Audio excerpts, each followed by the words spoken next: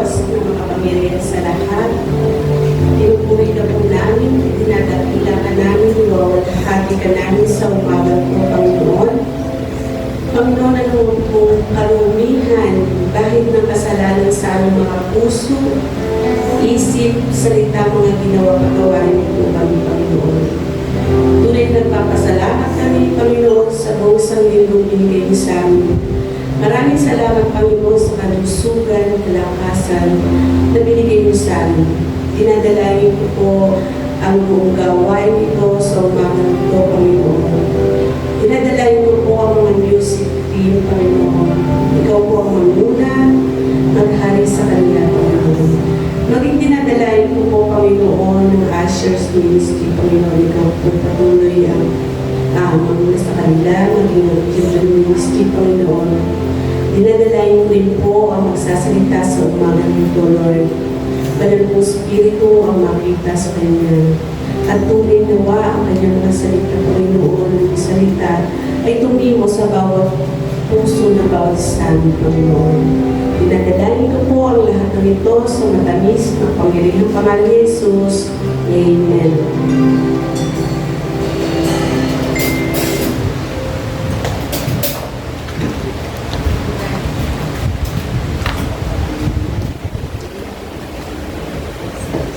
So, pinagpala po mga po sa bawat isa. Bago po tayo umawit ng mga papuri sa ating Panginoon, pwede po ba inulit po natin ang ating mga katabi?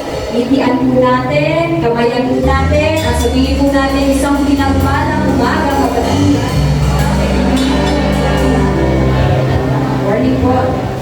Ayan. Bago po tayo umawit, sabi po sa salita ng Diyos mula po sa Lucas chapter 1 verse 37, sabi po dito, para sa Diyos walang imposible. Lahat po ng bagay na akala po natin ay imposible sa ating limitado kakayahan, lahat po yun ay posible sa ating Panginoon. Amen po ba? Amen. So kung ano man po yung ating ipinagpe-pray, ano man po yung ating laman ng ating mga puso, naniniwala po ako na walang imposible sa ating Panginoon at ngayong umaga po ay ibibigay po ito sa atin ng ating Diyos. Amen po ba? Amen. Amen. Malakas sa amen po. Amen. Sabihin na po natin, walang imposible sa ating Diyos.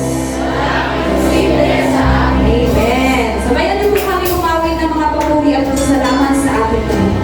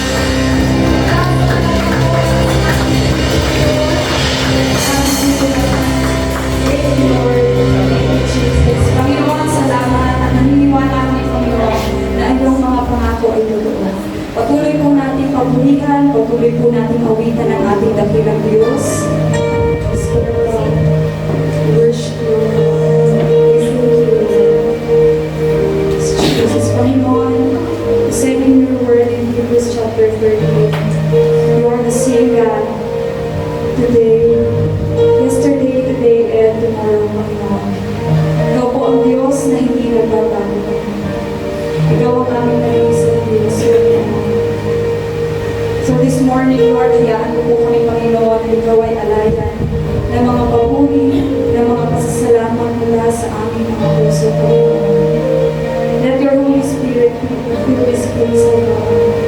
Jesus, bring ka, Panginoon. Pagkilain ikaw, please.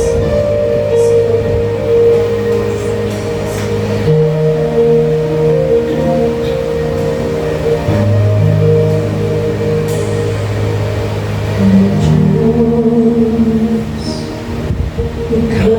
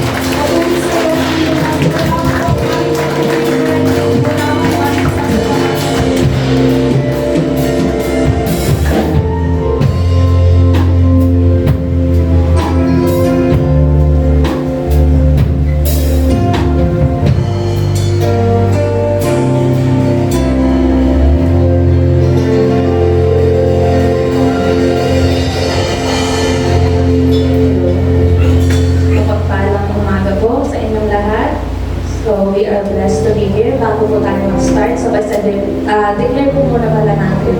Salita ng Diyos. So, ang salita ng Diyos, nagliligtas. Ang salita ng Diyos, nagpapagaling ng sakit at karamdaman. Ang salita ng Diyos, nag-aayos ng buhay. At ang salita ng Diyos, nagbibigay ng pag-asa. At ang salita ng Diyos, nagpapala. Let's declare today, I receive the blessings in the Word. Again, ang pinagpala, today, I receive the blessings in the Word. In Jesus' name, Amen.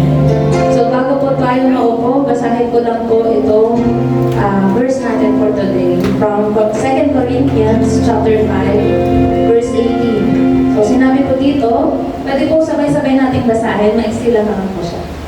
So, and this is from God, who reconciled us to Himself through Christ and gave us the ministry of reconciliation. Amen. So, in Tagalog po, basahin ko din, ang lahat ng ito'y gawa ng Diyos na panumbalik sa atin sa Kanya sa pamamagitan ni Kristo at ibinigay niya sa amin ang tungkulin papanumbalikin ang mga tao sa Kanya. So, let's pray. Lord, blessed be your name to receive your word, O God. Salamat, Lord, sa iyong makapangyarihang salita. Salamat, Lord, sa narisip naming biyaya ngayong umaga ito. Ang naririto, nakapagsalita, nakakatayo at nakakaawit, ay tunay na akong grasya lamang na nanggagaling sa iyo. Salamat, Lord, ginising mo kami sa araw na ito. Salamat, Lord, sa buhay na ipinagkaloob mo sa amin. Salamat sa iyong salita na siyang magtuturo at maggagabay sa pamamagitan ng iyong banal na Espiritu. Lord, may your name be glorified in our lives, O God. Sa araw na ito, pangalan mo lang, Jesus, ang maitaas, wala nang iba pa. Lord, itago mo ko sa likod ng iyong cross at tuloy na akong bigyan mo ako ng karunungan. Ang talento ay nanggagaling sa iyo, hindi sa gawa ng tao. Kaya po, Lord, I rely on you. For I know, Lord, nothing is impossible with you. Lord, it says in your word, in Luke 1:37, for with God, nothing shall be impossible. And we thank you, Lord. Even it says in your word that 2 or 3 gathered in your name, you are in the midst of them. Lord, I believe kasama ka namin dito. Ikaw po ang mamuna. Mangyari po, Lord, turuan mo namin lahat at madala po namin po sa aming pamilya, even buong buhay namin. Salamat, Lord. Kami pinagpala mo na, pinagaling mo na, at binigyan mo na kami ng kalakasan sa buong araw na ito. Sa ilang po ang papuri ngayon at magpakailanman. In Jesus' name, Amen. Amen. So, pwede na po tayong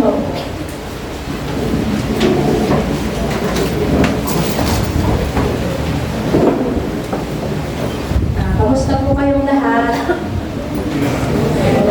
Salamat. Sa awa ng Diyos, buhay tayo. Amen. So, pwede po ba, bago tayo mag-start, pakikudbit naman yung katabi mo at pasabi, salamat sa Diyos at narito ka. Salamat sa Diyos. So, tunay, naniniwala po ba kayo na lumagising lang po sa umaga ay tunay na po grasya ng Diyos? Amen? Buhay ka, so pinagpala ka. So yung sa binasa po natin kanina, in English version, I believe is an IB, sabi po doon yung salitang reconciliation. So tanong, ano po bang ibig sabihin ng reconciliation? Amen, pakikipagkasundo, or sabi po sa mga translation, reuniting, making peace, or pagkakaisa. So, gaano po ba kahalaga yan sa ating Panginoong Jesucristo?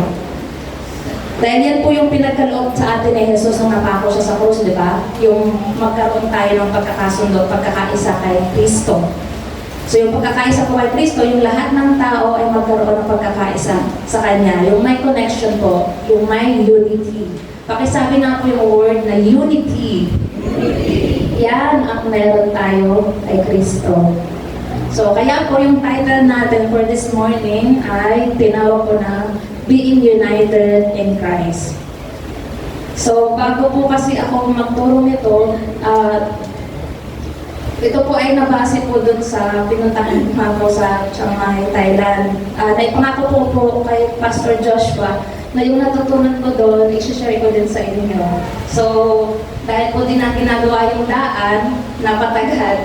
So, na-postpone. And sa awa po ng Diyos, sabi ko ni Pastor, next week na. Sabi ko, sige. Kasi matagal ko na naipangako. So, gawin natin. Ano po? And gusto ko po yung i-share sa inyo. So, being united in Christ.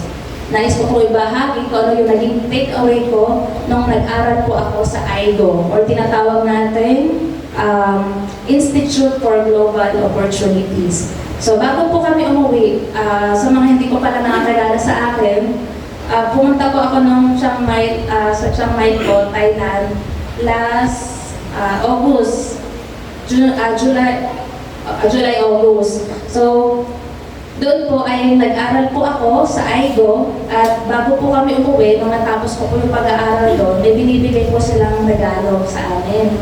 And yung gift ko na yon ay scripture for the year na yun nga po yung na-receive nila doon. At ito nga po yung last 2024, meron, ayan, yun na-receive ko last year ng Bible verse nila. So, ang 2025 naman po, ang na-receive ko naman po ay itong verse na ito. Ayan. Which is yung binasa po natin kanina. Yung 2 Corinthians chapter 5 verse 18, which is yun po yung main verse natin for today. So lagi po yung pinaparecite sa amin every morning. Kasi po naniniwala sila na pag nire-recite mo ang Bible verse every day, masasaulo mo, di ba? Ganoon naman talaga sa school. So ibig sabihin, nire-receive mo na siya. And yun nga po yung ginagawa namin. So paulit-ulit po yan everyday. So, nais ko din po i-share sa inyo bakit po yan yung napili ko din po na Bible verse which is na ituturo ko. Dahil yan po nakatuon yung topic namin. Ang IGO po ay located po sa Chiang Mai, Thailand. Dito po ay nagsasama-sama ang iba't ibang tao, different people from different ministries. So, nandyan po yung men and women from Southeast Asia. So, pag sinabing ganun po, lahat lang ng Asian people. So, nung pumunta po ako doon, magkakamukha pa rin kami, mukha din silang Pinoy. Pero magkakaiba kami. Nandyan po yung Myanmar, Cambodia, Nepal, India, and Thailand. So, ang alam ko po, si Pastor Joshua, pupunta siya ng Nepal.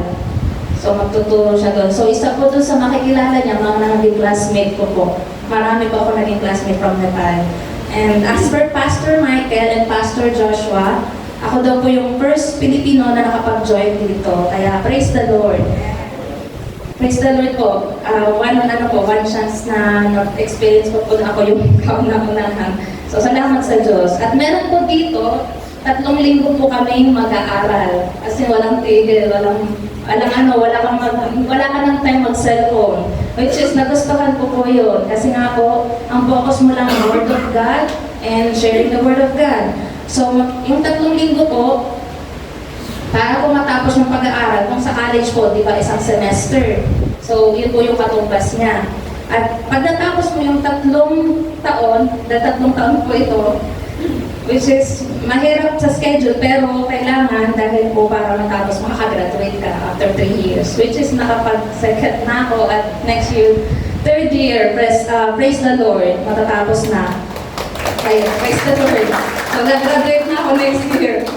And dito po, ang mga namumuno po dito, ang namumuna po ay mga from America, people from America, and I believe from Canada din po. So, sila po yung naging staff doon. And may picture po ako dyan, hindi pa pala yan. Pero, yun nga po, from America po, tsaka from Canada. At yung mga pastors po doon, may iba po sa kanila naka-assign sa pagluluto, maintenance, meron din silang dean para sa dorm ng babae at sa dorm ng lalaki. So, ang mga pastor naman po doon, which is kasama ka dito, yung pastor po namin doon, sila po yung mga teacher namin, 3 pastor, which is si Pastor Steve, Pastor Michael, and Pastor Tim. Makikita niyo po mamaya. So, ito po, yung mga klase ko. Di ba mukhang Pilipino din? So, nung una po akong dumating, akala ko Pilipino yung iba. But then, sabi nga po, Cambodia, ako lang po pala yung Pilipino. So, naging pamilya po kami. Sa totoo lang po, ayoko talagang pumunta ng IGO. Una-una po, kasi po pag nag-stay ka doon, mapapamahal ka sa lahat ng tao doon. And umiiyak po ako every time uwi ako ng Pilipinas. Kaya sabi ko, sana Sana next year hindi naman ako ganito malungkot. Kasi para kayong pamilya eh, isipin na nagsama kayo sa isang bubong. Tapos yung magulang niyo yung mga pastors.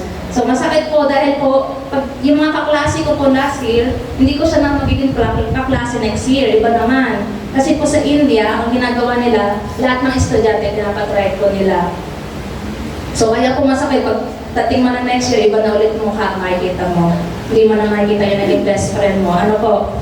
So, dito po ay natutunan ko yung madami po kasi kami pinag-aralan, pero gusto ko po siya i-summarize para sa inyo. So, meron po ako nakuhang 3 puntos. Siyempre, ayan, sa 3 points.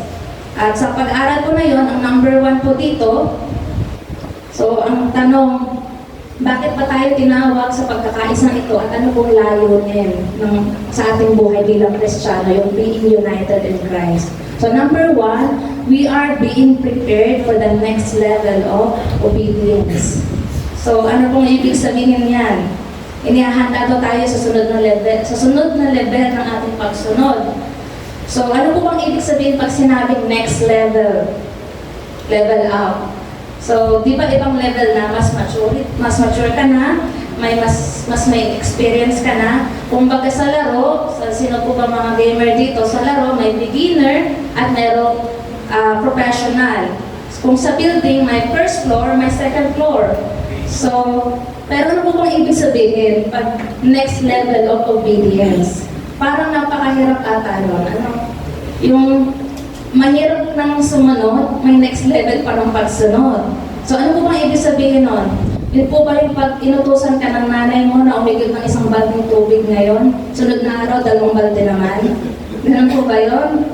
So bigyan ko po kayo ng example mula sa Bible, which is from Jesus Christ himself.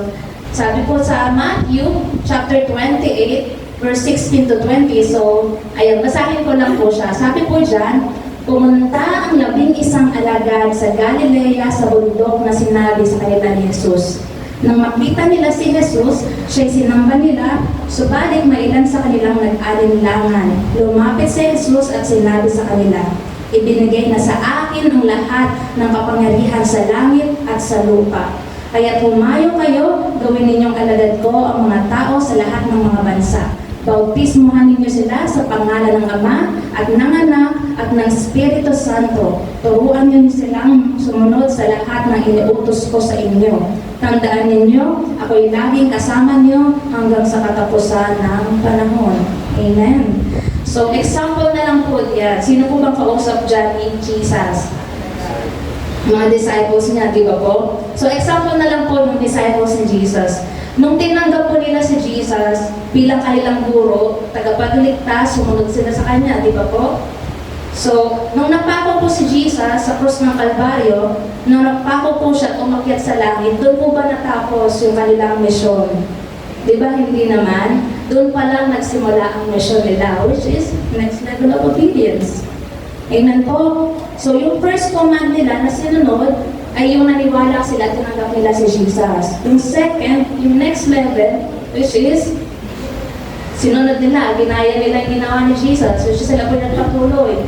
Hindi naman po sinabi, kahit na, isipin niyo po, kasama nila si Jesus physically, pero yung pala, preparation lang pala yun for the next level of their obedience. So, preparation. Nang nakilala nila si Jesus, preparation lang yun para sa susunod nilang mission. At ganoon din tayo. Kung ikaw ay estudyante, anong next level of obedience mo? Ano bang aim mo? Bakit ka nag-aaral? Para ba magka-girlfriend, magka-boyfriend sa school? Para makita si crush? Yun po ba yung aim mo? Bakit ka nag-aaral? Di ba ang aim mo makapagtapos ng pag-aaral? So, ano yung next level after ng pag-aaral? Makagraduate. After makagraduate, anong sunod? Magkatrabaho. So, ibig sabihin, yung pagiging estudyante mo, preparation for the next level of obedience skill. Katulad nga ng number 1 natin. So, kung nakagraduate ka, same thing din po sa mga, sabihin natin, sa mga single people, wala pong natatamaan dito. So, sa mga single person po, babae man o lalaki, ano pong next step mo after ng single life mo? So, may tinatamaan. Marami ba singles dito?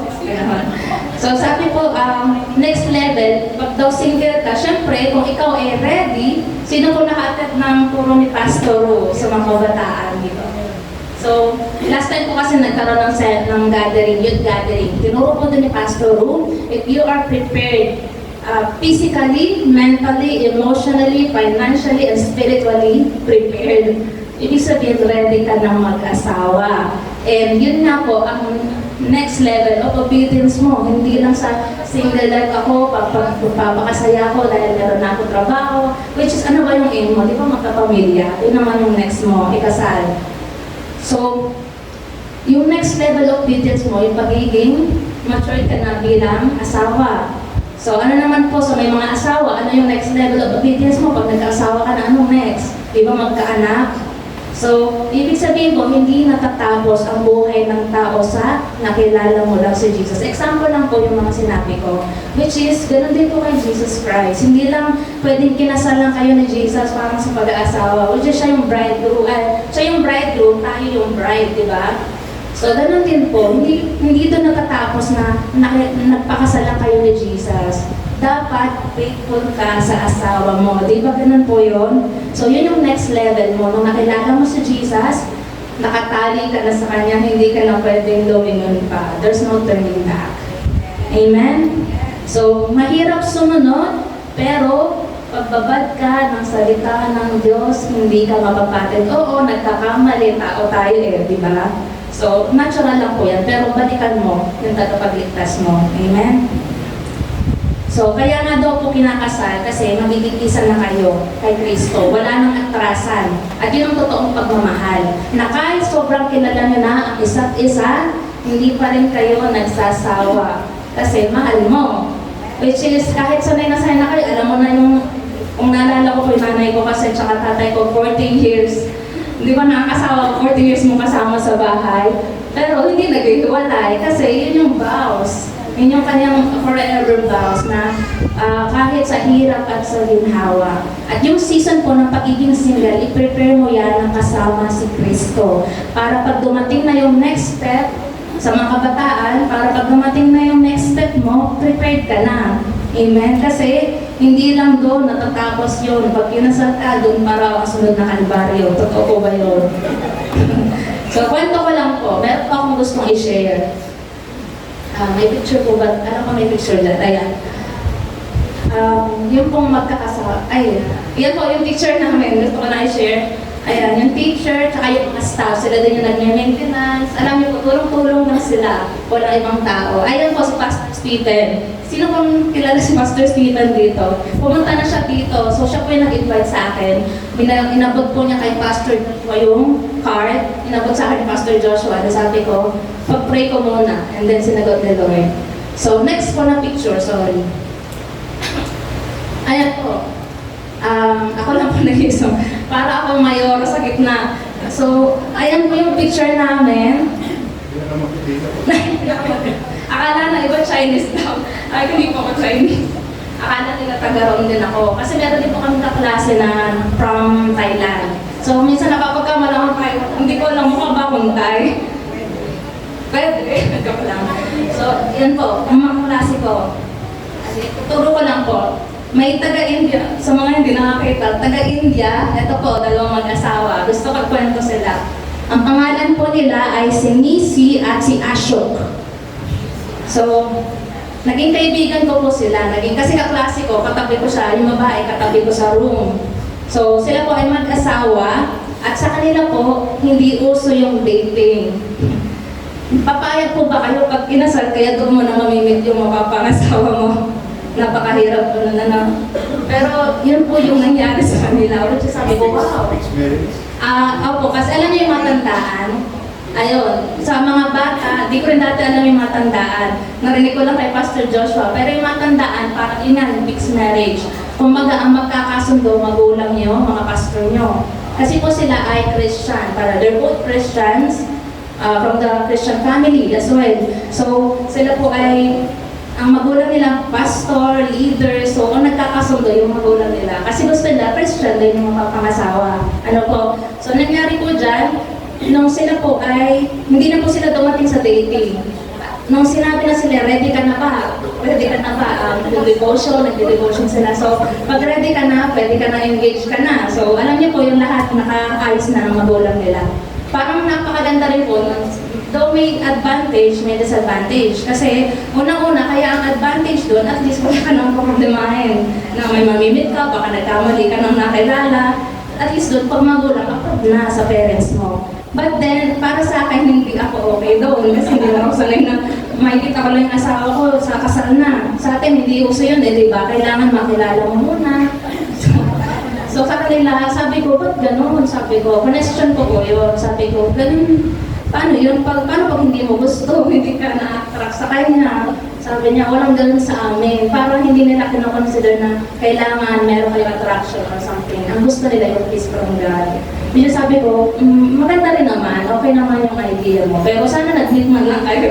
Sabi niya, alam ko na, kilala ko na siya kasi magka-same ministries daw sila. Kumbaga naririnig na nila isa't isa, yung mga sa isa't isa.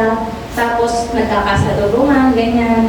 So, ayun, okay naman pala. But then yan, doon ko natutunan, bago dahil na lang ako kung nila na sabi, bago pa mag-asawa, ipag-pray mo muna. Yan po ang advice nila sa akin. Ang ipag-pray mo kay Lord, right time and right place. Okay, amen, sabi ko. So, kaya po, sa mga single na kabataan, kasi ano lang, 14 years old ata, basta teenager pa lang siya, nagpe-pray na niya. And nakapagpakasal po siya after 20 years. So, nagpe-pray, ang haba, But then, unang-una, we are serving a limitless God. So, wala po sa oras yan. Si Lord,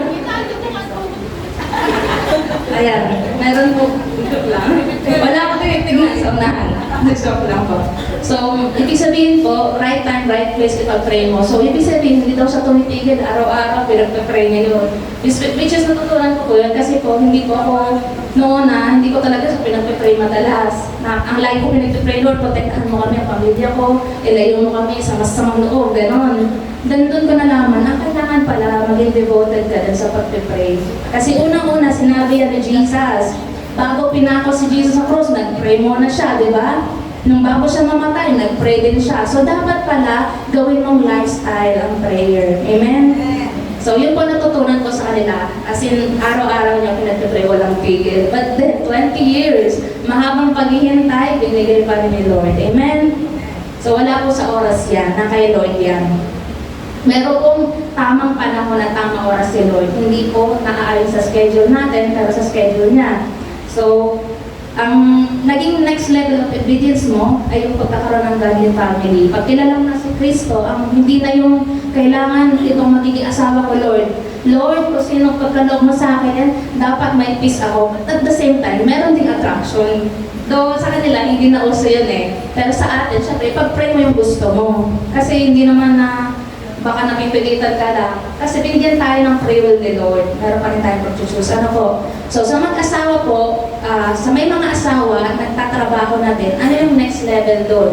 Diba, magkaroon ng anak, kaya nga ang buwan, hindi po tayo natatapos na nakilala si Jesus at doon na po yun. Sabi ni Pastor Ru, finish the job.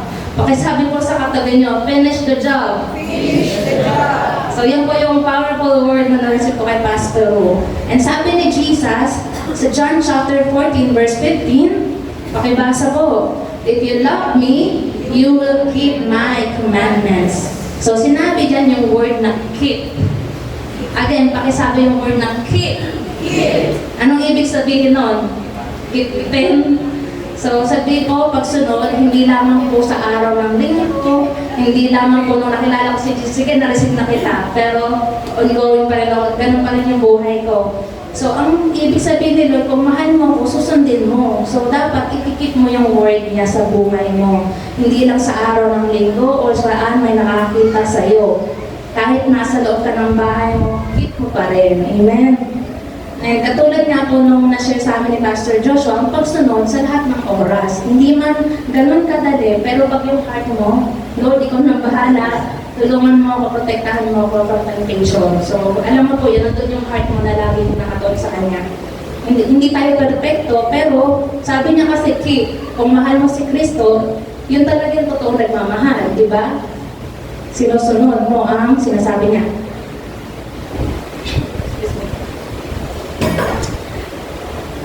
So, dahil ang totoo nakita nga po sa lahat sa atin ay ang Diyos. He is an omniscient God. Pakisabi po sa katabi mo, He is an omniscient God. So, ibig sabihin po, all-knowing. Amen? All-knowing God. So, lahat alam niya. Yung nasa isip mo, yung gagawin mo, sasabihin mo. Bakit? Sinabi sa Bible verse, sa Bible verse, awit 139, verse 1 to 4, sinabi po dito, ako'y iyong sinisiyasat, batid mo ang aking buhay, ang lahat kong lihim Yahweh ay tiyak mong nalalaman. Ang lahat ng gawain ko sa iyo ay hindi lingid. Sorry, wala po ata dyan. Ako'y iyong nakikita, gumagawa o hindi man ang lahat ng gawain ko'y pawang iyong nalalaman. Hindi pa ako umiimik, yaong aking sasabihin, alam mo ng lahat iyon. Lahat ay di malilihim. So, ibig sabihin po, yung sasabihin mo daw, yung iniisip mo, yung iisipin mo pa lang, alam na niya. Kasi nakalagay yan sa Word of God, which is true. So, wala tayo itatago. Walang limit sa Kanya. Ano mang isipin mo or gagawin mo, alam na niya yun. Alam niya magkakamali ka, alam niya na nasusunod ka. So, alam mo po yun. Kaya yung heart mo, guard your hearts above all else talaga. And, dapat yung hiya natin ay sa Diyos, hindi po sa tao. Pakisabi po sa katabi mo, mahiya ka naman sa Diyos. Amen. So, mahiya tayo sa Diyos, hindi sa tao. Ay, kasi gano'n ako dati nung bata ko. Alam, nakakahiya ako, gano'n, lagi ako sa hiya. Kasi nga medyo clumsy po ako dati nung bata ako. Alam niyo po yung lalabas, bata pala ako, lalabas ako ng CR, naka-light ako sa likod. So, napaka-clumsy ko nung bata, kaya ang nanay ko po na-spoil po talaga ako. But then, so paglaki mo, next level of obedience, natututo ka. Ano po? Kaya nung tinanggap po natin si Jesus, pinakasalan mo na si Jesus. Asawa mo na si Jesus ngayon, di ba? So lahat tayo may asawa na. Amen. So kung yan po, tinanggap mo natin, sabi nga po, kung si Jesus po ay tinanggap na natin as our personal Savior, then it's our preparation for the next level of obedience, which is keep His Word. Keep His commandments. At kaya nga kung pinakasal mo na yan, pangatawanan mo na. Amen? Even yung asawa nyo ngayon, kung pinakasalan nyo na yan, pangatawanan nyo na. Katulad ng ginawa ni Jesus sa atin. So, next point po. So again, never-ending commitments with the Lord. And number 2, bakit nga po ba tayo tinawag sa reconciliation? So, sinabi po dyan, can we read po? We are called to fellowship with one another. Tinawag tayo upang makipag-ugnayan sa isa't isa. Kaya nga po united tayo in Christ. It means we have fellowship with one another, which is tinuturo po yan dito. Alam niyo po yun, tingnan ko kung naalala niyo. Ano po ba yung fellowship? Yung communion, sharing. Yan po yung Greek word na tinawag na koinonia. Diba? Yan, tinuturo yan ni Pastor. Koinonia. So, yan po ibig sabihin niya. Nung pumunta po ako sa IGO, yan po ang pinaranas sa akin ni Lord, yung fellowship with my fellow brothers and sisters. Alam niyo po yung magkakaiba kami ng salita, magkakaiba kami ng language. Sabihin na natin lahat po kami, hindi kami nagsasalita ng language namin. Siguro sila dahil may kasama silang kalahi nila. Pero pag kausap namin yung isa't isa, lahat po kami English. But then again, ang Asian, magkakaiba po ng accent. Alam niya naman yan. Minsan di ko talaga silang maintindihan kahit English na yung pinag-uusapan namin. Lagi ako nakaganyan sa tao kasi hindi ko sila maintindihan minsan. Parang may sarili talaga silang accent. So, mahirap pa din. But then, magkakaiba man kami ng accent, kaya minsan, magkakaiba na kami, hindi man kami nagkakaintindihan masyado, pero kay Lord nagkaintindihan kami. Pagdating sa worship and with the Holy Spirit, doon po kami nagkakaunawaan. Kasi pareho kayo ng paniniwala. Pareho po kayo ng pinaniniwala, which is si Jesus. And kahit magkakaiba po kami ng kultura, iba yung way ng pagtuturo nila, may tao na, nakita ko po yun, di ba sa atin may stage, sa iba hindi pwedeng may stage. So alam niyo po, iba't-iba din sila ng way ng pagtuturo. At minsan meron silang ginagawa na hindi natin ginagawa kasi part ng culture. Di ba ganun din naman tayo, may part pa din ng culture sa pagtuturo natin. Well, pero yun po, nandun yung respeto kasi alam namin, isa lang yung Diyos namin. Yun po yung mahalaga. So tayo mga Pilipino, gets natin ang isa't isa. May tinatawag po kasi na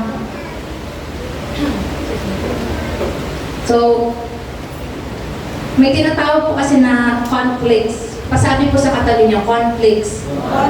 So kahit po tayo ay Pilipino nagkakaintindihan, which is yung sa amin, nagkaroon kami ng conflicts. Yun nga, yung hindi ka masyado nagkakaintindihan. Sa Pilipino, kahit tayo ay magkakasama na, magkakakilala, nagkakaintindihan, meron pa rin tayong tinatawag na conflicts. Sabi nga po, paglaki daw po ng ministeryo, ay paglaki din daw po ng conflicts. Conflicts, ibig sabihin, hindi pagkakaunawaan, di ba? Disagreements. But then, may tinatawag na healthy conflicts. Pakisabi, healthy conflicts. Healthy conflicts. So, dahil so may two types of church na pinag-aralan kami. Ano po yung two types of church? First po ay universal church and local church. So, pag tinawag na universal, yun yung katulad na nakita nyo, yung magkakasama kami, magkakaibang lahi. Pero, isang church lang yon. Sa local church naman, yung tayong Pilipino, which is isang Filipino na church. So, may tinatawag silang two type of church. Kung sa universal church, ang hindi namin pagkakaunawaan, eh hindi kami nagkakaintindihan, may sarili silang kultura, meron sa kanila na ang lalaki, pag nakabigote o nakabalbas, ibig sabihin may asawa para hindi siya lapitan ng temptation. Para hindi siya tuksuhin kasi ay, may asawa na to. So, yun yung kaibahan ng kultura natin. Doon po sa Mennonites. So, kung narinig niyo yung Mennonites, ganun po sila. Kaya pag nakita niyo yung lalaki, may bigote, huwag niyo nang kaibigan na lang. Ano po, ganun. Parang yun po yung sign nila. So, meron silang nahalong kultura. And ang Mennonites po, kung makikita nyo, mahaba yung damit nila, may velo sila. Yun po ay uniform, hindi pwede mabago. Ay, ibig sabihin, may tamang tahi. Sila yun na nanangin ng damit nila, or may tama silang bilihan. So, doon ko lang natutunan, ay, yun pala, required pala yun. So, ganun din sila. So, may mga signs sila. Ang mga taga-India, pag may tattoo sa kamay, ibig sabihin, kasal na. So, dati, nung pumunta po ako ng abroad, nakita ko po yun, ginaya ko. Hindi ko alam yung pala yung ibig sabihin yun. Kasi natuwa lang ako nagtattoo ako ng, ano yung henna? Sa India, ginaya ko sila. But then, may ibig sabihin. So, minsan may nakikita tayo, dapat pala alamin muna natin kung ano ibig sabihin. Ano? Di ba may mga tuldok sila, ganyan. So, may mga ibig sabihin yun. So, kami, hindi kami nagkakaintindihan. Lagi silang nakatalian ko, ako lagi nakalugay. So, may bagay na hindi na pagkakaintindihan, pero nag-adjust po kami sa isa't isa. Kasi magkakaiba man kami, may isa maaga gumising. Ako kasi, late ako magising. Yun nga po. So, kung sa amin po, ay hindi kami nag-adjust po kami sa isa't isa. Ganun din po sa church. Which is dito po ba, lagi tayong magkakasundo. Di ba, parang nagsinungaling naman ako kung wala tayong nagiging problema sa church. Ano po, kami ng maliit na church pa lang, eh medyo nagkakaroon na ng conflicts. Tayo pa kayang lumalaki. Ano po, pero maganda rin daw po ang may conflicts. Kasi pag walang conflicts, walang disagreement, hindi kayo magkakaunawa, hindi nyo maintindihan, hindi kayo matututo, hindi kayo mag-a-adjust. So may pag-a-adjust, nandun yung isa mahiyain, nandun yung isa maingay, syempre yung tahimik lang, naririnig, hindi siya sanay, pero nakapag-adjust siya. So ganun sa church. But then, again, ang topic natin, reconciliation, dapat may pagkakaisa. So yun yung healthy conflicts. So yung conflicts po ba, kailangan further conflicts or dapat natuto ka na doon sa conflicts na yun? So nasa atin po yun, kung ano yung pipiliin natin. So pare-pareho man tayong Pilipino, may pagkakaiba pa rin tayo. But then, ang mahalaga po ay kunin natin ang healthy conflicts, matuto tayo sa lahat ng pinagdaanan natin. At yun po yung nararanasan ng church ngayon. May disagreement, but then, take it as a lesson or huwag mo nang palalain pa. Matuto ka na doon. Ano po?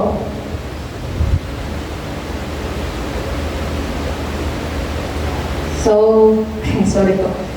So, katulad din po sa mag-asawa, di ba, ano po ba naging context sa mag-asawa? Topic, balik ulit tayo. Kasi po yung naging subject namin doon, sa totoo lang po ay godly family. So, nakafocus po sa asawa at sa mga anak. Kaya po doon po umiikot yung pag-aaral ko. And sa mag-asawa, ano po ba yung nagiging conflicts and misunderstanding? Masasabi niyo po ba? Nandiyan po yung sobrang kilala nyo ng isa't isa, di ba? Hindi pwedeng, nung first kasal nyo, pwedeng nandun yung kilig. Ay, first, kinasal na tayo, at last. Pero nung naging asawa mo na, ganito pala to. Sa bahay, ganito pala to, di ba? Ganyan daw. Nakikita ko sa mga kapatid ko, kaya alam ko na yung nangyayari sa mga ganyan.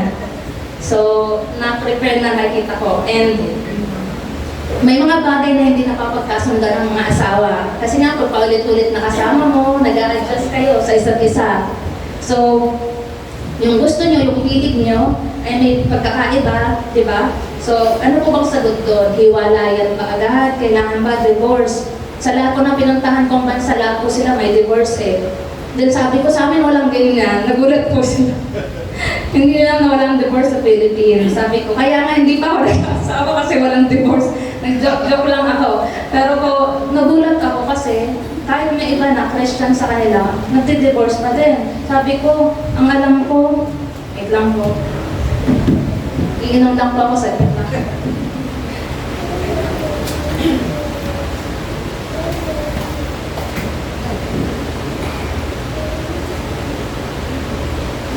Ako na ako sa video. Wala na Salamat po. So, nasaan tayo? So, divorce. So, nagulat sila, walang divorce sa Pilipinas. Sabi ko, kaya nga kailangan. So, nagulat din ako kasi yung patulan nun, yung isang pastor doon, yung magulang niya, magkahiwalay. Sabi ko, ba't ganon? So, yun pala yung maganda. Dapat pala sa Christian. So, tinuro din doon na ng pastor, ni Pastor Tim, ayaw ni Lord ng divorce. Totoo yan, nasa Word of God. Makikita niyo yan sa, I believe, Malachi. Basta nabasa ko siya na ayaw ni Lord ng divorce. I hate divorce. Yan ang sabi ko niya. And doon ko na naman na yung fellowship, ganun din po yung kay Kristo.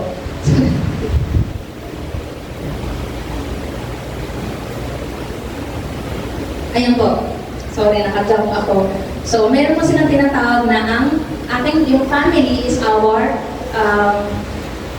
ang ating pong family, sila po yung ating first ministry. Naniniwala po kayo dyan. Naniniwala po sila that you can lose your ministry, but you can still have your family. You can still save your family. Or you can lose your, family, but you cannot, you can lose your family and still have your ministry.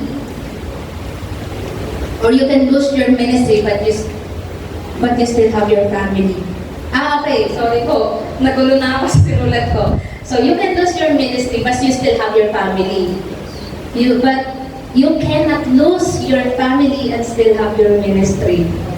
So, tagalogin ko na lang. Hihaba na English eh. So, ibig sabihin po, pwede mo raw keep ang ministry, pwede mawala ang ministry sa'yo, pero ang family mo nandiyan pa din.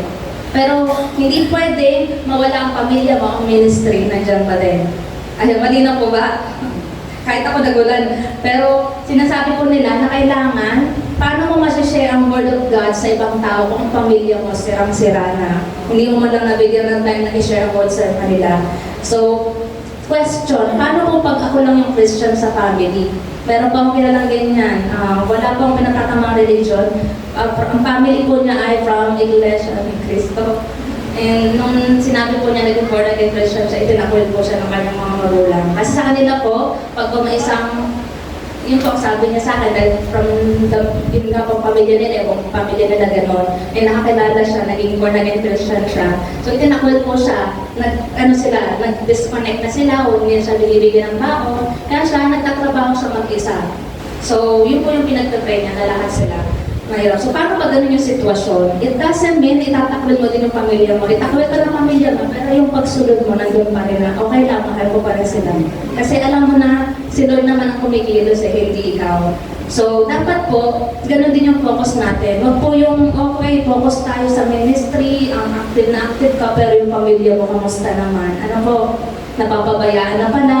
So, may kilala din po akong pastor na naging ganyan. Hindi niya alam, biglang nagkasakit ang anak niya. Nalaman niya, nagugutom pala. So, alam niyo po, yun, napapabayaan yung pamilya. Dapat, balance po tayo. So, your family is your first ministry. So, yun po yung naging focus yung sa amin. Kaya nga, godly family eh. So,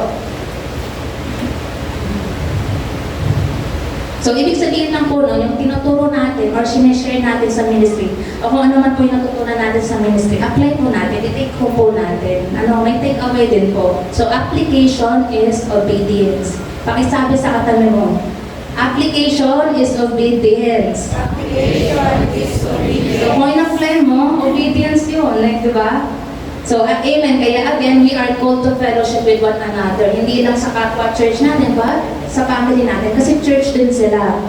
And we carry each other's burden. Kaya nga united in Christ na tayo. Kaya kung may isa kang kasama na nagkakamali, okay lang pangaralan in Jesus way. At paano yung Jesus way? May pagmamahal. Hindi yung i-condemn mo. Nagkamali ka, makasalanan ka, hindi ganon. Diba? Dahil si Jesus namatay para sa ating mga kasalanan. And ganun din tayo. Namatay siya dahil mahal niya tayo. So ganun din po tayo. Why not give love as well? Ano po? Kaya pakisabi po sa katabi niyo, give love in Jesus' way. Give love in Jesus' way. Amen. So we can do that by having fellowship with one another. So nais ko pa man kung pahabain pa. Ang number 2, meron po tayo number 3, which is to be a good follower. Bakit nakasama yan sa purpose bilang Kristiyano, bilang kaisa kay Kristo? Kung yung number 1 kanina ay preparation for the next level of obedience, ito naman, paano ka mahuhubog na maging good follower? Paano ka ma-maintain yun? So, syempre, sino ba ang pinakasinusunod natin? Di ba yung ating role model? Sino po ba yun? Si Jesus Christ. And kung good follower ka, pagdating sa Word of God, ganoon din po ba tayo sa mga God's authorities? Question, ano po ba yung God's authorities? Alam niyo po kung sino ang God's authorities niyo? Mga pastor, mga magulang, sa mga anak, mga magulang niyo, sa trabaho, boss mo, ang authority. So, sila yung sinusunod natin, sila yung leader natin. So, yun po yung tinatawag na God's authorities. Ibig sabihin, sila yung pinagkaloob sa'yo ng Diyos para maging leader mo sa buhay mo ngayon. Diba? May servant, may master. So, ganun tayo. Kung ang pagsunod natin sa Diyos, ganun din yung pagsunod natin sa mga boss natin, sa magulang natin. Dapat i-apply din natin yon. Kasi sabihin natin sumusunod ka kay Lord, pero sa trabaho, nandaraya ka. Pwede ba masabing, obedient ka pa din? So, may time na gano'n dito Christian ako, pero pagdating sa trabaho ko, meron akong sideways. So, dapat po, gano'n din tayo sa God's authority. So, yun po yung isa namin sa pinag-aralan. Sabi nga po sa pag-aaral, to be a good leader, you must first become a good follower. So, kailangan, kung gusto mong ma-promote, maging obedient ka muna sa kung nasaan ka. Lumugar po tayo. Si David, hindi siya basta naging hari, di ba? Ano nangyari? Nagpastol muna siya. Ang kinalaban niya, mga leon bago tao. So, ganun din to tayo. Kung saan tayo nilagay ngayon, doon muna po tayo mag-obey. So, huwag tayo magmadali sa wala pa, kasi nandiyan pa lang tayo sa current position natin. So, nabanggit din ni Pastor sa pagtuturo niya, kung nagtatrabaho ka, then be a good employee. Kung anak ka, then be a good child. So, tanong, bakit po? Kala ko ba si Jesus ang role model? Unang-una, si Jesus, hindi siya bumaba para maging hari agad. Diba? Hindi naman siya naging bumabatok pinanganak na hari na may corona. Saan siya pinanganak? Sa usapan, di ba? So, Jesus didn't come to be served. He came to serve. So, ganun din tayo. Di ba? Ang servant is not greater than his master. Sinabi yan sa Word of God, which is, kung Jesus nga dumating din sa pagtatrabaho, di ba? Excuse me. Kung si Jesus dumating sa pagtatrabaho, di ba, dumating din siya, lumaki din siya, naging bata siya, naghirap din siya, which is ganun din tayo. Kaya hindi tayo pasado na, Lord, bakit ganun? Hindi natin maka-question si Lord. Si Lord nga, dinaanan yun. So tayo din, pagdadaanan din natin ang hirap. So hindi po tayo pasado na hindi na natin kailangan pagdaanan. It doesn't mean you have to be on the cross as the same as Jesus Christ. Pero hindi naman kailangan ipakukatin, di ba? Kailangan talaga ay nandun pa rin sa humility. Kasi si Jesus, nobody dito is with humility. Pakisabi sa katabi mo, humility. Humility. Humility or pagpapakumbaba. So dumating siya dito na may pagpapakumbaba. He could have been born as a king even though he is already a king. Kaya dapat gano'n din siya. Gano'n din tayo. So he is the best example of how we should obey with humility and obedient heart. Kasi po, si Jesus, sinunod lang din niya ang sinabi ng Ama sa kanya. And the same thing with us. The same sa atin din na dapat gano'n din po tayo. Sundin din natin kung ano yung sinusunod na natin. Kasi madaling sabihin, Lord, nakilala kita, ako'y anak mo na, ako'y sa'yo, ikaw sa akin. Madaling sabihin yon. Pero again, saan ka naglalakad? Doon pa rin ba? So may pagsunod. At ang magulang po natin, best example din po yan. Nakikinig ba tayo sa magulang natin? Pag ina-advisean tayo, again, nakasabi yan sa Exodus chapter 20 verse 12. Sabi po dyan, honor your father and your mother that your days may be long in the land that the Lord your God is giving you. Sino po dito ang gustong humaba ang buhay? Amen. Yan po yung pangako ni Lord. Pag in-honor. If you honor your father and your mother, you will live a long life. So, pangako yan. Yan daw po yung kautusan ng Diyos na may kasamang pangako. Na pag ginawa mo, ibibigay sa iyo. Kasi may pangako eh. Which is, He is a promise keeper, di ba? Pag sinabi niya, mangyayari. Luke 1:37, for with God nothing shall be impossible. And, sinabi po sa Lucas chapter 16 verse 10 to 11, ang mapagkakatiwalaan sa maliit na bagay ay mapagkakatiwalaan din sa malaking bagay. Ang mandaraya sa maliit na bagay ay mandaraya rin sa malaking bagay. Kaya kung hindi kayo mapagkakatiwalaan sa mga kayamanan ng mundong ito, sino ang magtitiwala sa inyo ng tunay na kayamanan? So, amen. So, napakalaking word. And ang nag-reflect po sa akin sa Bible verse na ito, paano ka nga mapopromote sa trabaho mo? How can you be promoted to a higher position kung sa current position mo ay hindi ka na umayos? So, if you're a son or a daughter, ginagampanan mo ba ang pagiging anak mo sa magulang mo? So, marami pong guilty. Ako, guilty ko nung bata ako, pasaway ako. But then, sinabi ng Word of God, na-convict ako, kailangan pala sumusunod sa magulang. Ano po? So, do you always forgive them? Pinapatawad mo ba ang magulang mo pag hindi nagbigay ang gusto mo? So, as an employee, ginagampanan mo ba ang pagiging empleyado mo? As a parent, ginagampanan mo ba? So, hindi lang mga anak. Ang magulang, ginagampanan mo ba ang pagiging nanay at tatay mo? Anong role mo ngayon sa buhay mo? Ano po bang role natin ngayon? Yung position po natin ngayon, yung current position natin, nandyan tayo kasi may role ka pa. Pakisabi sa katabi mo, may role ka pa, kaya nandyan ka pa. So, purihin ng Diyos. Sabi nga ng nanay ko, kung ayaw mo ng problema, yun lang ang sagot. Ibig sabihin, kung ayaw natin ng problema, ibig sabihin, ayaw mo na mabuhay. Diba? Kasi gano'n naman eh, habang nabubuhay ka, alam mo na yan, nakasunod na yan. But then, huwag daw natin ipag-pray kay Lord, Lord, alisin mo na to. Kasi baka pakibuhay mo kasama na. Hindi naman si Lord pumapatay. But then, ipag-pray mo daw, Lord, give me strength to fulfill. Amen? Huwag nating ipag-pray na mawala yung problema. Baka pati pera natin mawala na din. Ano? So, dapat ipag-pray na, Lord, sige, bigyan mo ako, pero bigyan mo rin ako ng kalakasan na magampanan to. Amen?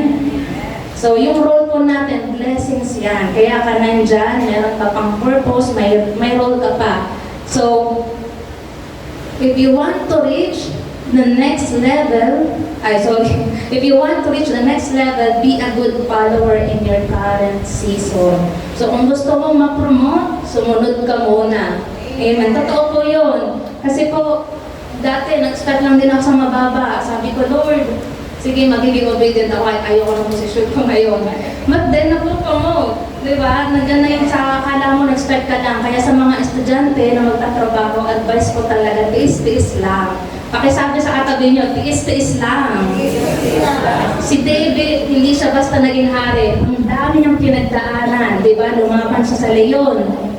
Ano pa, naging kalaban pa niya mga Israel. Madami siya naging kalaban. Naging muna siya, tagaw-sunod ni Saul. Tapos gusto pa siyang patayin ni Saul. So kung mababasa niyo po yung Book of David, nandun yung talaga, yung protection ni Lord. Kahit nang hirap ng pinagdaanan niya. So even, nasa Bible, na may pinagdadaanan talaga. Na minsan, inaalaw ni Lord yun sa buhay natin. Pero it doesn't mean pababayaan ka niya. Amen? So, bago ka maging hari, magtiis ka man. Even si Joseph, the dreamer. Sino po nakabasa ng story ni Joseph, the dreamer? Di ba bago siya naging tagapamahala, nakulong muna siya, ang dami yung pinagdaanan. So, ibig sabihin, lahat tayo dadaan, hindi ganun kadali, pero sabi ni Lord kay Joseph, I will be with you. So, gano'n din ang sinasabi ng Diyos, kahit nandiyan ka sa sitwasyon mo, I will be with you. Hindi ka niya iiwan. He will never leave you nor forsake you. Amen? So, kung gusto umusad, maging faithful ka muna sa kasalukuyang mong panahon. So, sabi nga ni Kuya Kim, ang buhay ay weather lang. And hindi ka makakuha ng mangga sa panahon ng taglansones, di ba po? So, kakahintay mo ng lansones, nasayang ang mangga. So, ginano muna tayo, magpasalamat tayo sa kung anong meron tayo. Kasi lalaglag lang yan, masasayang. Ano po? So, kung ano yung bunga, magtiis-tiis ka muna. Ano po? So, hindi po natin hawak ang time. Kaya, kakapokus natin sa inaharap, nasasayang yung present time. Again, question, mapapagkatiwalaan ba tayo ng Diyos sa role natin ngayon? Nasaan ka ba ngayon sa buhay mo? Mapapagkatiwalaan ka ba ni Lord dyan? Kasi kung nandyan ka, ibig sabihin, yun yung binigay ni Lord na role sa'yo. Kasi si Joseph, binigyan siya ng pangako ni Jesus, ay binigyan siya ng pangako ni God, di ba? Sabi niya, na naginip si Joseph, magiging tagapamahala siya, which is, wow, napakaganda, lahat sila luluhod sa akin. Pero hindi sinabi ni Lord, dadaan ka muna sa pagsubok. Hindi sinabi yung paghihirap kasi pag sinabi ni Lord, Joseph, ibibigay ko to sa'yo, pero maghihirap ka muna. Siguro pag sinabi ni Lord, yung Lord, wag na lang. Di ba hindi? So hindi po natin alam yung mangyayari. Nakahanda yan, nakalatag na. Pero, kung ikaw, kasama mo si Jesus, para ka din si Joseph and si David, mapapagtagumpayan mo yun. Marami pong best example. Meron din nag-fail. Di ba? Marami din nag-fail kasi nga, like Solomon, he is the wisest king. Ibig sabihin, mas matalino pa rin siya sa lahat ng tao naririto. Pero, pumalya siya kasi na-inlove siya. Ang dami niya naging asawa sa iba't ibang Diyos. So, ganun pala yun. Pag ang sinusunod mo corrupt, magiging corrupt ka din. Ganun din po. Kung ang sinusunod mo sa Lord, asahan mo galing sa langit ang pagpapala. Amen? Ibig sabihin, walang makakasira noon, di ba? So, again po, iba yung nagkakamali, so nabubuhay sa pagkakamali. Iba po yung na, Lord, nakilala kita, pero given po ba na okay lang continue pa rin ako sa maling bisyo ko. Kasi paano mo mapapaghalo yung kabanalan ng pinagkaloob na sa ni Lord, tapos hahalo mo pa na galing sa kalaban. Hindi po pwede magsahid, pwersa yan. Ano po, magkakaroon ka ng battle. Yun ang tinatawag natin spiritual warfare. Diba? Nandun, bakit ka nagkakaroon nun? Kasi nga, gusto ng kalaban, ito, sa'yo, sige, flesh. But then, gusto ni Kristo, mamuhay na ayon sa Espiritu. So, naglalaban talaga yan. Kaya habang nasa mundo ka, may battle yung Espiritu mo, magtiis-tiis ka lang talaga. Kasi kahit nga po ako, alam nyo lang yung battle kung binanggap ko si Jesus. So, ang hirap kasi nandun yung talagang matutokso ka natutoksoin ka ng kalaban. Then, ang dami din words na ibinabato sa'yo ng kalaban. But then, sabi nga diba, if you love me, keep my commandments. May pagtitiis. Si Joseph, si David nagtiis, pero dumating pa rin sila doon. So, darating din yun. Amen? So, nabubuhay tayo sa mundong ito ng may pagtitiis. Again, sabi nga ni Pastor Joshua, temporary lang ang mundong ito. Hindi tayo dito. Hindi natin ito permanent na tirahan. Kaya tiis-tiis lang. Darating tayo sa promised land. Amen? So, pakisabi nga po sa katabi nyo, tiis-tiis lang, kapatid. Darating din yun. Amen? So, kung ano yung promised land mo, ano ba yung long-standing prayer mo? Lord, please, graduate na ako. Lord, sana po umasenso na ako sa aking negosyo. So, tiis-tiis lang, maging faithful ka muna. Kasi kung ang pandaraya, ang susundin mo, marahil hindi ka unlad. Pero pag kinusunod mo yung Word of God, yun po talaga yung panghawakan yung Word of God, kung ano sinasabi niya. Then, alam mo, ang blessing galing din sa langit. So, sabi nga po ni Mia Phelps Donovan, sabi po ni Mia Phelps Donovan, if you want kingdom results, you've got to live by kingdom principles. So, ano pong sabi niya dyan? Kung nais mo ng bunga makalangit, mamuhay ka ng ayon sa langit na nakaayon sa pamamaraan ng Diyos. So, kung gusto mo ng makamundong bunga, then mamuhay ka ng makamundong pamaraan. Ganun lang po yung kadali. Though hindi talaga madali. Ano po, mahirap ang daming desires ng flesh, maraming nakikita ang mata sa mundo. Pero yun po talaga yung battle ng Kristiyano. Kasi kung ikaw, wala ka kay Kristo, wala lang yan, parang bulag ka pa. Pero nung nakilala mo si Diyos, si Jesus, na-expose na yan sa'yo. Kaya congratulations kapatid, kasawa mo si Kristo. Amen? Yun ang pong patunay na may banal na spirito tayo. Kung ikaw ay nakukonvict, nagigilty, nakita mo ko ng hirap, ibig sabihin kasama mo, kasama mo ang banal na spirito. Amen? So, maging masaya ka pag nararanasan mo yun kasi alam mo, hindi ka niya iniiwan. Kasi kung tayo, bulag na, marahil, ang susundin natin, katawan lang natin. Kung ano yung gusto ng katawan, ano po? So, we have free will. So, it's a choice, my friend. Amen? So, i-choice pa rin yan. Kaya, nasa tao talaga ang choice. Kaya ang tayo binigyan ni Jesus ng free will eh. Kasi kung binigyan niya tayo ng maging robot ka na lang, sumunod ka sa sasabihin ng Diyos, hindi na yung pagmamahal. Kasi po, ang free will, ang kabaliktaran ng free will, halimbawa, may nagkagusto sa'yo, hindi mo gusto. Tapos, pinilit ka niya, kasal na tayo, tinali ka na niya. Pagmamahal ba yun? Di ba hindi? Ang pagmamahal, he will let you go. Di ba? Ganun din si Jesus. Yun yung free will na binigyan niya sa atin. Hindi ko pipiliting mahalin mo ako kasi mahal kita. So, nasa sa atin ko kung mamahalin din natin siya. Kaya, salamat sa Diyos kasi marami siyang revelation. So, nandun yung conviction ng Holy Spirit dahil ayaw ng Diyos na mangyari sa'yo na maging makamundo ang buhay mo. Kaya makinig po tayo. Be a good follower.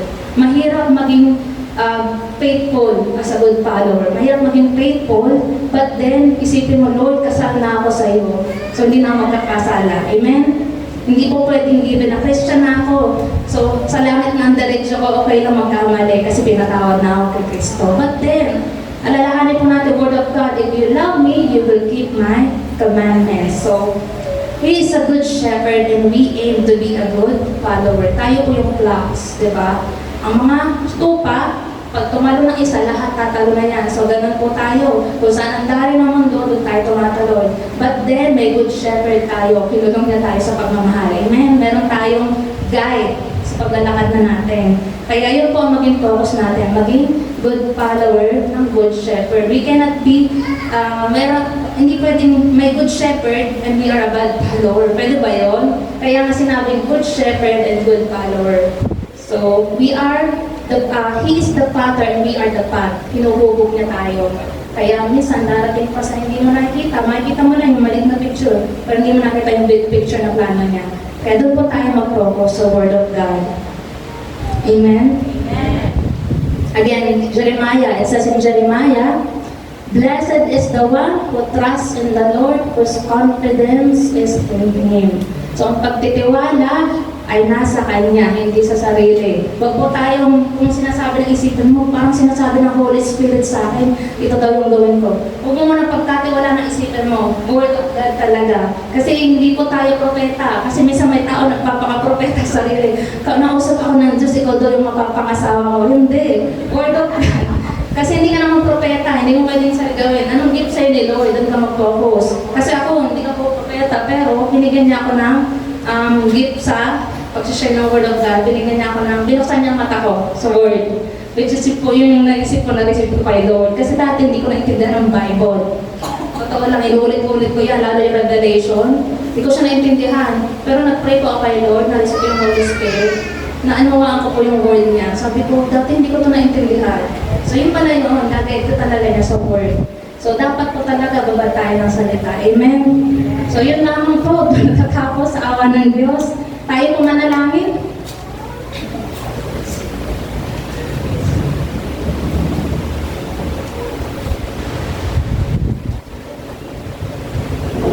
Sige, let's bow down before the Lord. Magpasalamat tayo sa Diyos sa ating na-receive na yung araw na ito, Lord. Hallelujah. You are indeed the Jehovah Jireh, Lord. We acknowledge your goodness.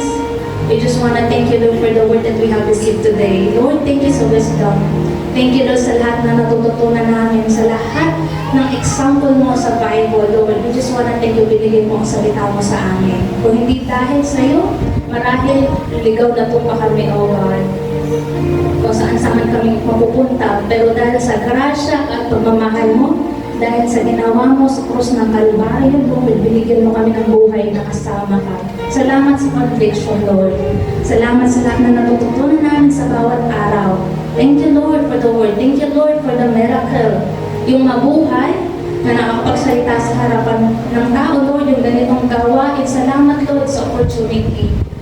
Lord, tulungan mo ang bawat isa, ang aking mga kapatid na naririto. Hindi ko sila kilala, hindi ko sila completely new, but Lord, ikaw mas kilala mo sila, higit pa sa akin. Kilala mo kami, Lord, higit pa sa aming sarili. I pray, Lord, na bigyan mo rin kami ng karunungan upang magampanan namin kung ano yung role namin today. Kung ano man yung role namin sa buhay ngayon, help us to be faithful, Lord, for you are a faithful God. Ikaw lang makapagturo mo sa amin. Gabayan mo kami and protect us from evil, Lord. Protect us from any temptation. Bigyan mo kami ng matatag na pananampalataya sa bawat araw ng aming buhay. Lord, salamat, sabi nga sa iyong mga salita, if you love me, you will keep my commandments. Lord, I pray that you will help us, O God, to keep your commands, Lord, to keep you in all our ways. Even as it says in your word in Psalm 23 verse 6, surely your goodness and love will follow us all the days of our lives, and we will dwell in the house of the Lord forever. Kasama ka na namin forever. Ikaw ang aming asawa. Salamat, Lord. I pray din po na sa bawat isang nagarito, may hinihintay man sila, kagalingan, yung sa negosyo nila, yung sa magkaroon ng kapatawaran, Lord, bigyan mo sila ng reconciliation, bigyan mo sila ng opportunity na na lumago sa salita mo at mapagpala ang kanilang pinagkakitaan. Pagpalain mo bawat isa, Lord. Ikaw lang makatutugon nun. Even as it says in your word in Luke 1:45, blessed is she who has believed that the Lord would fulfill His promises to her. Thank you, Lord. Ikaw may hawak ng pangako. Ikaw may hawak ng bukas. Salamat, Lord, dahil pinagaling mo kami. Bigyan mo kami ng kalakasan sa araw na ito. Salamat, Lord. Tulungan mo kami maglakad ayon sa katuwiran mo. Sa iyo po ang papuri, binabalik namin. Ang karangalan, Lord, ang kabanalan sa iyo lang mapakailangan. In Jesus' name, Amen and Amen. Palakpakan natin ng Diyos.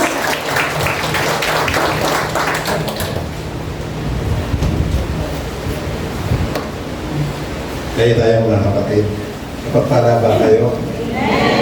Salamat sa Panginoon sa paggamit sa ating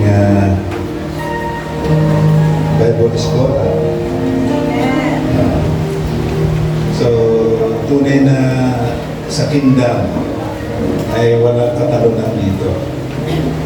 Nakikita natin ang bunga ng mga pinapadala ng ating iglesia sa pag-aaral. Nakita natin yung kanyang obedient heart, yung kanyang mga masunurin. At ako'y namamangha.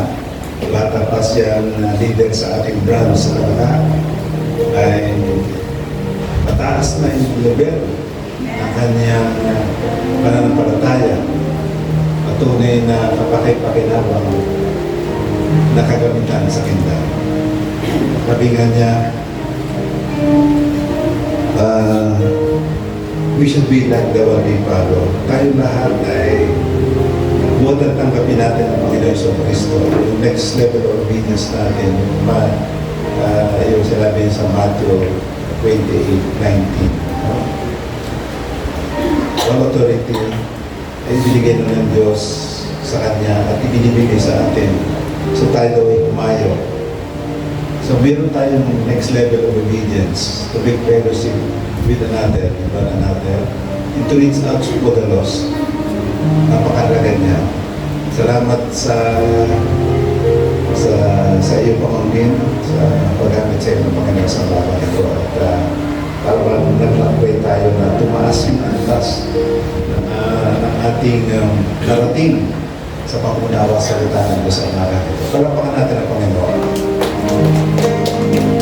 So dadako tayo sa ating ng Panginoon, gandaan po ninyo, yung tangan ninyo, buksan ninyo.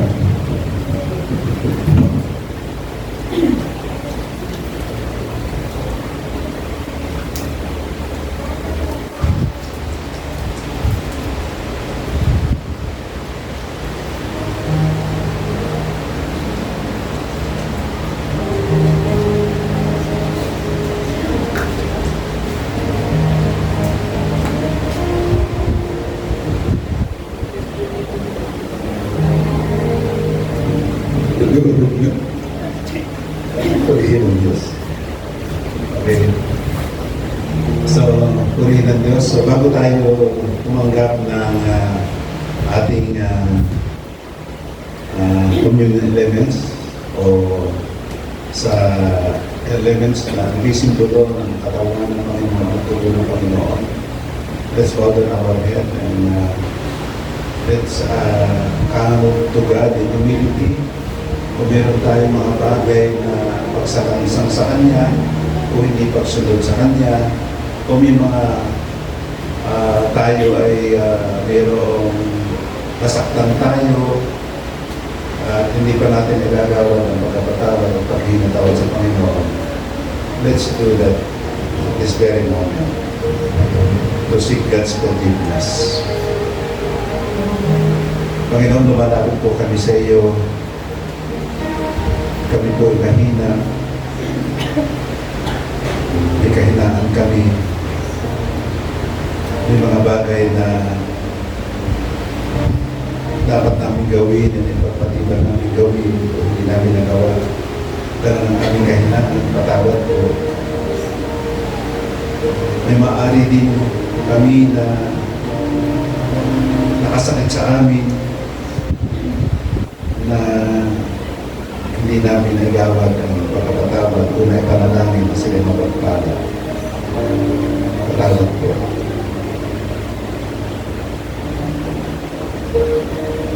At nais po namin na igawad ang patawad sa mga nagkasala rin sa amin.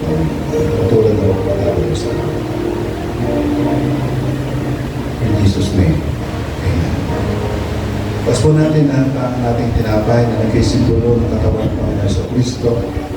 Sabi ng salita ng Diyos, sa kanyang mga latay, tayo ay nagsigaling. Ano kaya ibig sabihin po noon? So may mga maaaring may kakulangan tayo. Not just physical na kakulangan o sakit. Meron din tayong mga disappointment o discouragement. Hindi natin naabot yung inaasahan natin. At tayo ay nalagay sa isang nalulungkot na kalagayan. Sabi na salita ng Diyos, in your weakness, my power is made perfect. Sagana ang biyaya ng Diyos. Tutulungan tayo. There is always a way out na tumutulong sa atin. Nasaktan ang kanyang katawan para sa bagay nito. We have now completeness if we are in Christ. Nothing missing, nothing broken. Amen. Tanggapin natin ang simbolo ng katawan ng Panginoon.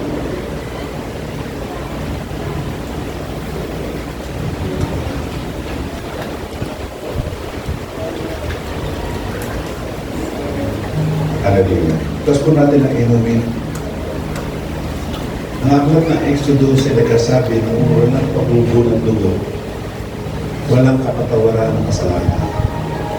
So alam na natin na tayo nilinis na ng dugo ng Kordero. Pinatawad tayo. Romans 8, 9 to 10. While we are still sinners, Christ died for us. Nauna na pagbabayad sa alam ng Panginoon. Ang gagawin lang natin, manalig tayo na tinapos ng gawa. sa ating pagtanggap sa Kanya bilang Panginoon at Tagapagligtas, natanggap natin ang Banal na Espiritu. And God supplies us our needs. Tulad kanina, ibinigay ang Word of God. And that is the heavenly principles. Through the Word of God, that is, the principle means God's ways of doing things. Kailangan ang pagkampa natin sa lahat ng gawain in accordance with the Word of God. May prinsipyo o constitution of heaven susundin natin. Now that we have the Holy Spirit, we have the Word of God, the next is obedience to the Word of God. Amen. Pinatawad na tayo, we are freely forgiven by the shed blood of the Lord Jesus Christ. Nakapag po natin. Purihan ng Diyos.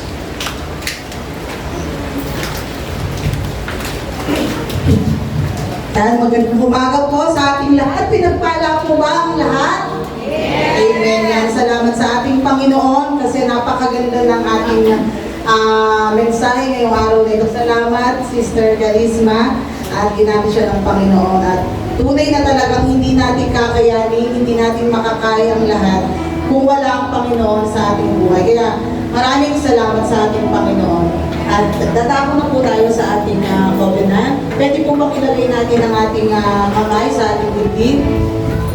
Sabay-sabay po natin bigkasin. Kami ay nagpasya. Kami ay nagpasya magmahalan bilang magkakapatid. Ang isa ay para sa lahat, ang lahat ay para sa isa. Ang lakas ng isa ay lakas ng lahat. Ang kahinaan ng isa ay kahinaan ng lahat. Kami ay nagpasya magtulungan sa hirap at ginhawa. Ang bawat isa ay hugutan namin ng lakas. Kami ay nagpasyang sama-samang lumago bilang mga anak ng Diyos sa pangalan ni Jesus. Amen. Yan. Pwede na po tayong magsiupo. At tanong ko lang po kung meron pong bagong attend po ngayong araw na ito. Kung meron po, pwede po bang tumayo para ating po may panalangin. Yan, wala po. Tapo na po tayo sa ating announcement para po sa ating community life formation. Ito po ay ginaganap tuwing Tuesday, 5:30 p.m. to 7 p.m. Pwede po tayong umaten dito. Para naman po sa ating Sunday school, ito po ay tuwing Sunday, 8 a.m. to 9 a.m. to 11 a.m. Open po ito sa ages 3 to 12 years old.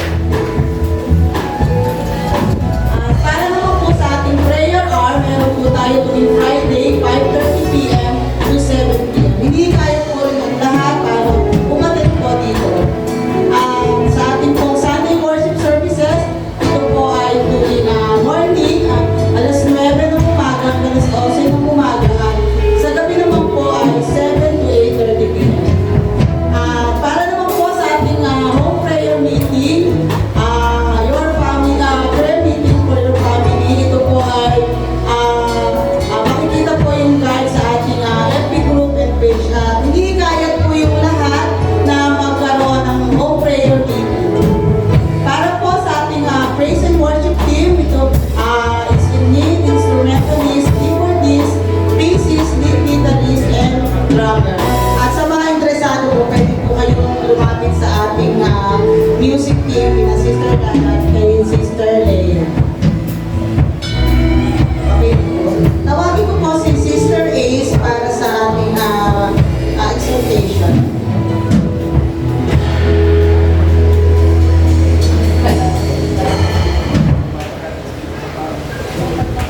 Magandang umaga po. Hindi ako sanay para sa umaga. Okay. Dadako po tayo sa pagbibigay sa gawain. Pero bago po ang lahat, may babasahin po ako sandali. Dito po sa Pilipos 4, verse 14 to 15. Gayunman, ikinagagala ko ang ginawa ninyong pagtulong sa akin. Alam ninyo, kayong mga taga-Pilipos lamang, ang nakahati ko sa hirap at ginhawa nung umalis ako sa Macedonia at nagsisimula pa lamang sa pangangaral ng mabuting balita. Nang ako'y nasa Thessalonica, makailang ulit din pinadalhan niyo ako ng tulong.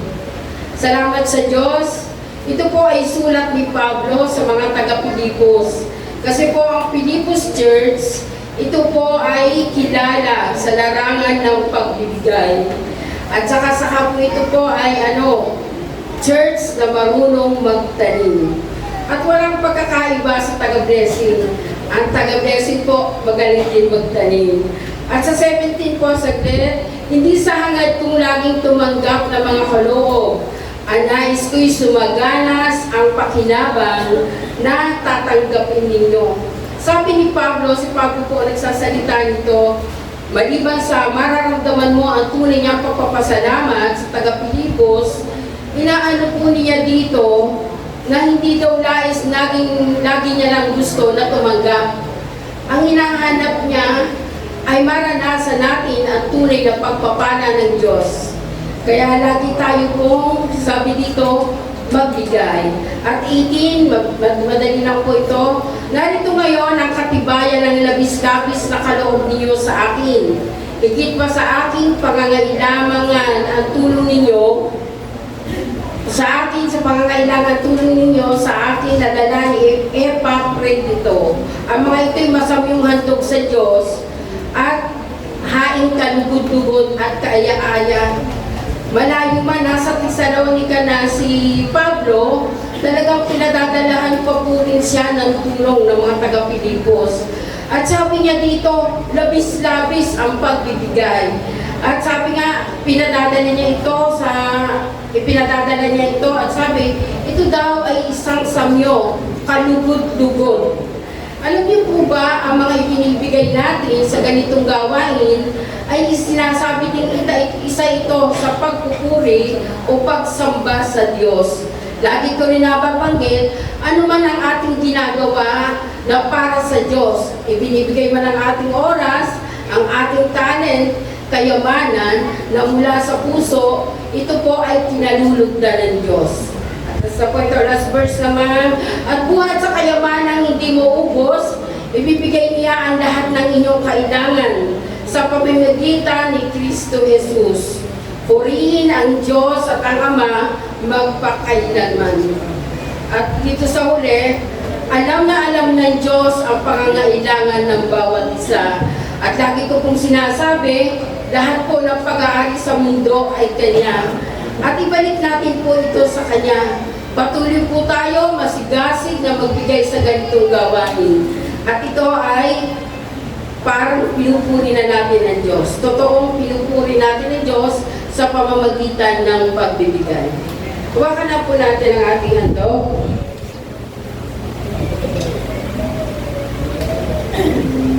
Tayo po manalangin. Panginoon namin makapangyarihan sa lahat, maraming salamat po sa matagumpay na gawain. Salamat sa napakagandang mensahe na alam po namin mula ito sa iyo. Nawa Panginoon, hindi lamang namin ito naunawaan. Ito ay maisapamuhay namin sa araw-araw. Lord, basbasan niyo po ang kaloob at handog ng mga kapatid namin. Alam po namin, Lord, wala kaming maipagmamalaki. Dahil ang buong mundo, lahat ng naroroon, ito'y sa iyo. Panginoon, dinadalangin po namin ang aming kalusugan, hanap buhay, Panginoon. At ang mga trabaho, Panginoon, kayo po ang sumama sa amin. Basbaysan niyo po, Panginoon, ang gawa ng aming mga kamay. Wala, Lord, kaming magagawa kung wala ka.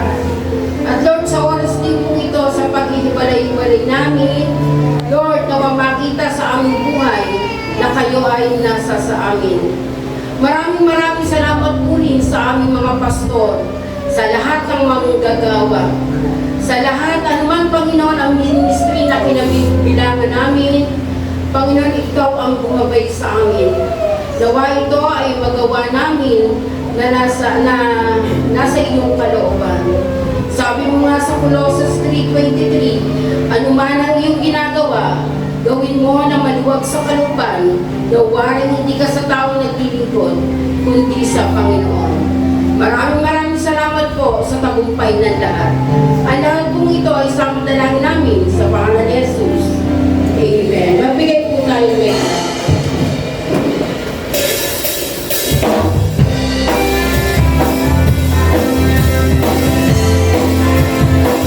Tayo po tayo muli. Tayo tayo namin sa ating Panginoon.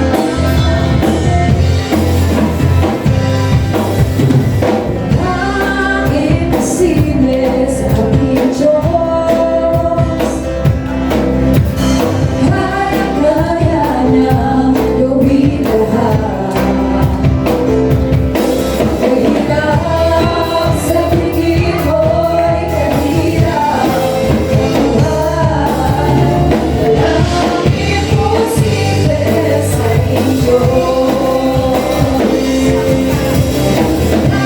Kaya ni Jesus na ikaw ay magpalain.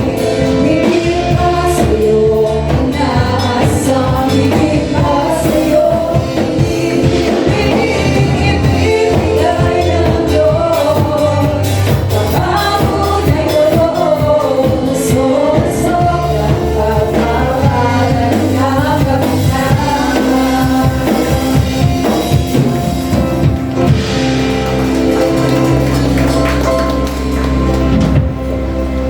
Nasuro natin ang ating kanang kamay pag benediction. Sa Diyos na makagagawa na higit pa kaysa ating hinihiling at pinapangarap natin sa magitan ng kapangyarihan ng Banal na Espiritu na nananahan sa atin. Matanggap nawa ninyo ang kapayapaan, ang pag-iingat niya mula ngayon at pagpakailanman. Sa kayo pong lahat ay mapagpatang lubos sa pangalan ni Jesus ang natin magsabi na, okay, you are blessed to be a blessing.